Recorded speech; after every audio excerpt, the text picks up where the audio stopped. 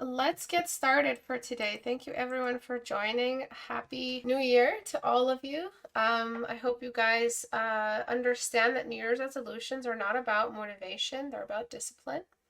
My personal New Year's resolutions I started in November. I didn't feel like I should let them start in January because it's just like everybody starts something and they're all amped up and ready to go because they're riding the motivation that comes with January 1st.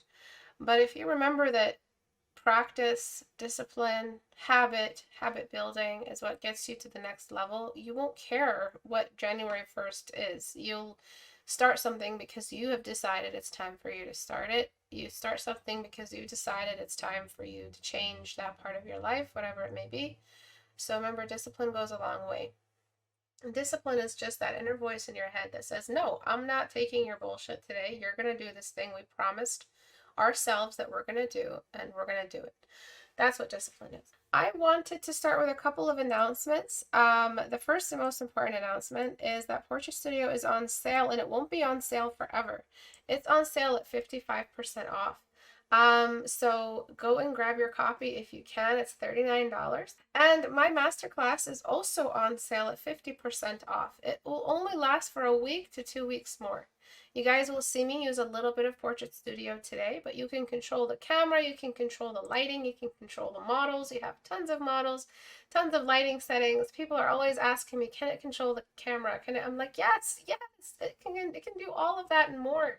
And if you don't know how to use it, there's different kinds of videos that explain how to use it all across my channel, but there's 2 available on the store page.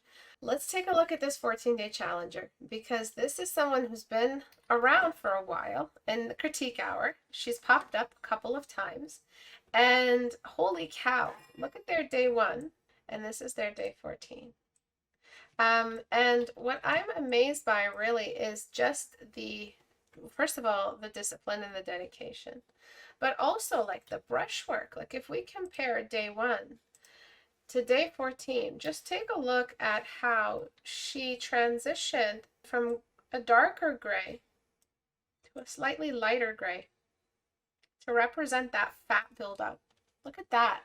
Round of applause for this person. This is a perfect example of what it means to learn as you go without anyone necessarily teaching her how to switch from medium gray to light gray ever so slightly.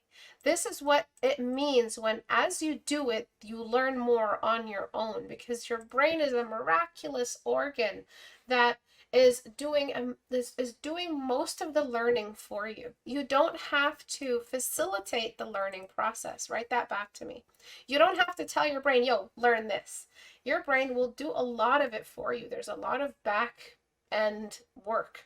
There's a lot of background stuff that's rendering. Doing a 14-day challenge over many months, that's called discipline. No matter what the waves of life, however they may leave your mood that day, you still showed up. No matter how many punches you took that week out of the crap of life, you still did a painting. No matter how much bad news you heard or how your self-esteem feels that day, you still showed up and did a painting. And I'm so proud of them for this. I'm so unbelievably proud of them. 14-day challenge is about learning how to paint a face with no reference. There's a beautiful balance between using reference and understanding a face without reference. Those are 2 completely different things. One is using organic reference that gives you real life occurrences of faces. One is understanding the form, forgetting it's a face and just imagining it as a bunch of cubes stacked on each other.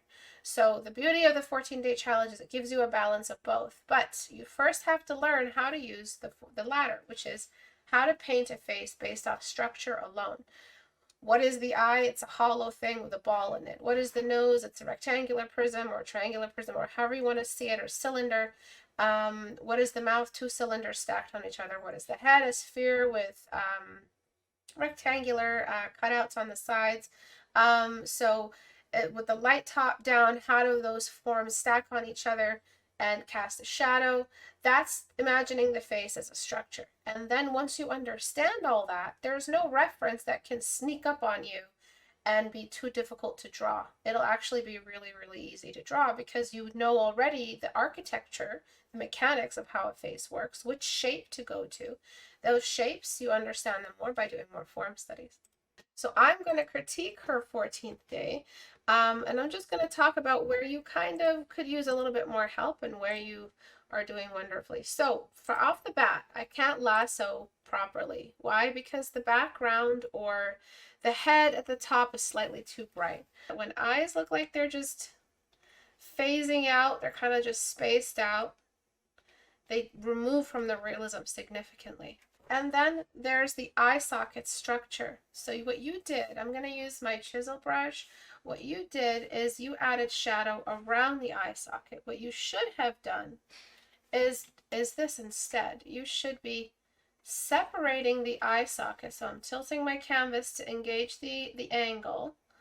You separate the eye socket from the rest. And then there's this missing block in between the two of them. So going back to darken, you're literally just dragging the brush across. That's it. And then finally, I'm going to smudge the thing that's bothering me the most about all of this, and I'm leaving it last, before the lips anyway, is this bone structure. So you had extremely bright space between the eyebrows. You had very, very sharp, almost masculine bone structure under the eyebrows, transitioning into the nose bridge. And you had really, really sharp eyebrow hair. Just making sure the eyebrows have a texture read. When it comes to textures in the eyebrows, we just do not want to represent them with a small little brush.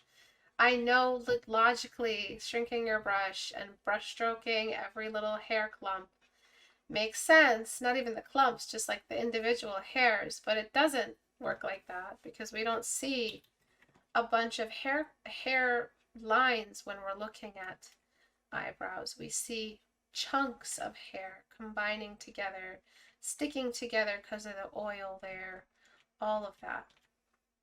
Everything you know about texture, throw it out the window because you have to learn how to be a magician. You have to be a mesmer. When it comes to texture, you have to trick people into thinking they're seeing that texture when they're really not. That's the secret.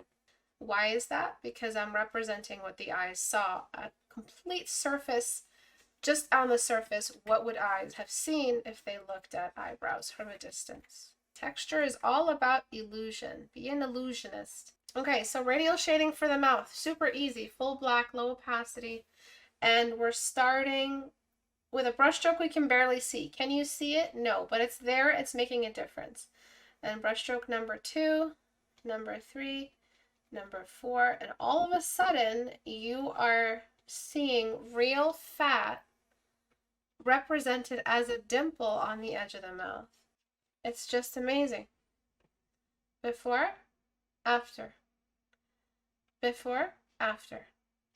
And then I'm going to get my same brush stroke, same opacity, and I'm just going to build that bit of fat that hangs out above the chin.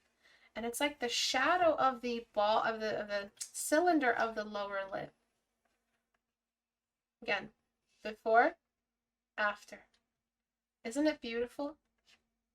Isn't it just fantastic? So easy, but you get so much realism out of it. I'm going to go pure white, also low opacity, and I'm going to let this shine climb up around the nose. It's very oily around the nose, very soft around the nose, so it needs a bit more spike and brightness. And then just over here around the cheekbones, ooh la la, it looks so pretty. And I'm just following the contours of her face. Do not paint with highlight. Write that back to me. You don't paint with highlight. That's not what you're painting with. You paint with gray tones. You complement your gray tones with your highlights. Your highlights are only a complement. Never, never, never, never think you can paint. You can start painting all over again with your highlight tones.